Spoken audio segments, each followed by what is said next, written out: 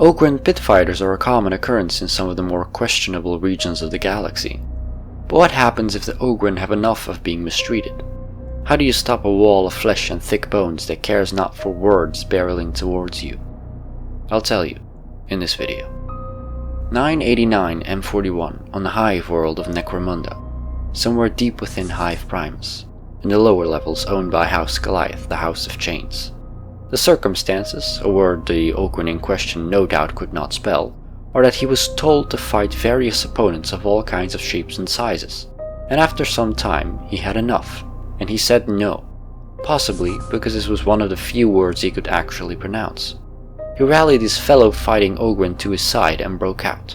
For 3 long cycles they rampaged through the Fist, the prison complex where they were being kept, when finally he saw a tunnel. And at the end of the tunnel there was light. With a roar he led his fellow Ogryn to their freedom. The Ogryn charged out the tunnel into nothingness. There was no floor beneath them, not for a long way. The tunnel led to the outside of the hive, and they fell to the hard plasteel and rockweed below. His name was Sparky. Sparky 3. A name that would be remembered for at least a few days. Brute force not work. It because you not use nothing. There are many such stories of the mighty Ogryn, the Homo sapiens gigantus. Their legendary tales ring throughout the ages of the Imperium, from the Horus Heresy to the Era Indomitus, and from fallen Cadia to distant Baal. There is a reason why the abhumans we call Ogryns are such a common addition to Imperial Guard regiments. Coming from harsh, barren worlds with high gravity, they are extraordinarily large and bulky, their muscle and brawn exceptionally useful in close assault situations.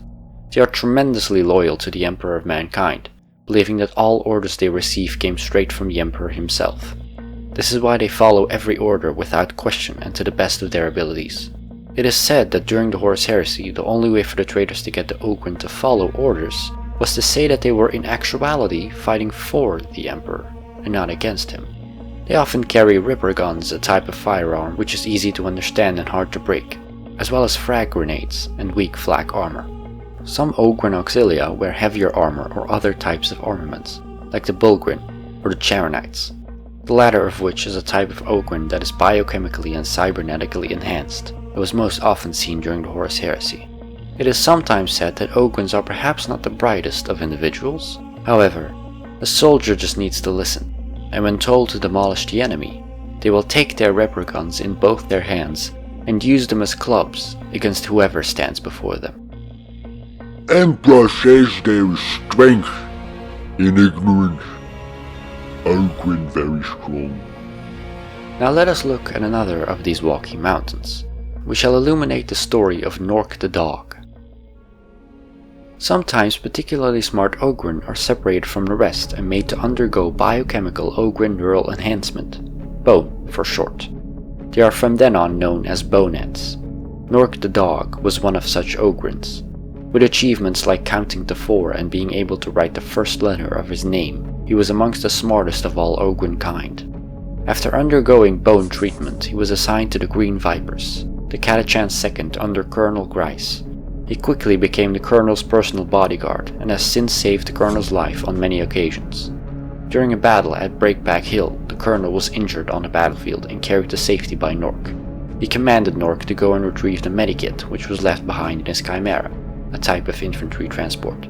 The Chimera had taken damage and was no longer capable of being driven, so Nork used his immense brain and decided to use his even immenser, his words not mine, muscles to drag the entire armored vehicle out of the ditch it lay in, across the war zone, and back to where the Colonel was.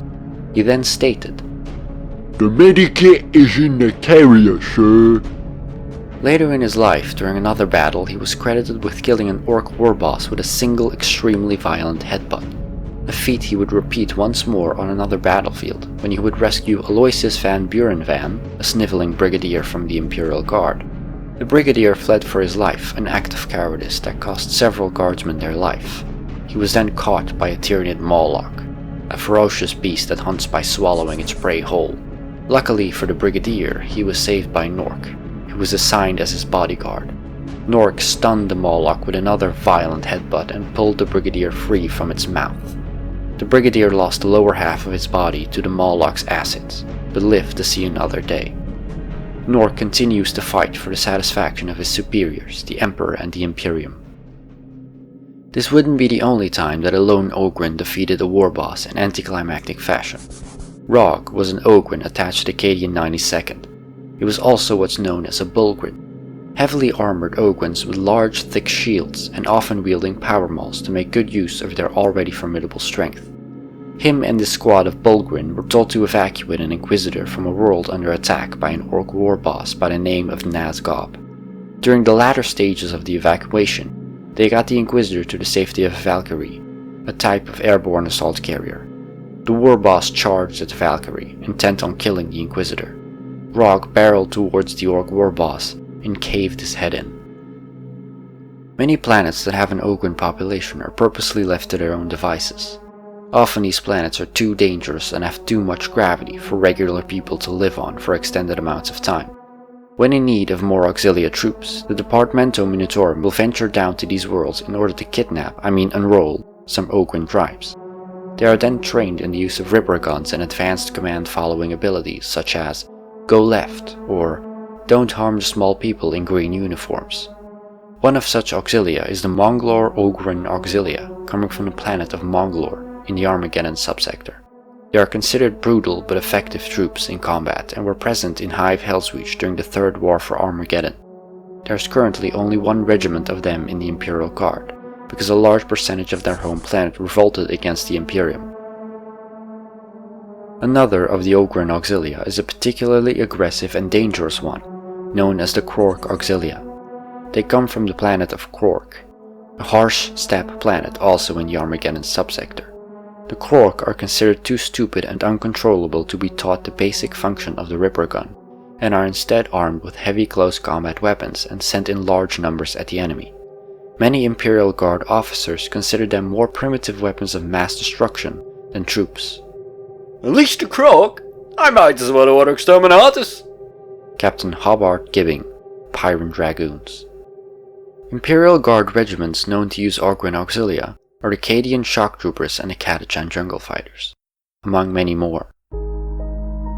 At the beginning of this video I asked you a question. How do you stop an Ogryn-sized wall of flesh and bone? Well, if two separate Orc war bosses couldn't even stop it, I'm afraid neither of us stands much of a chance.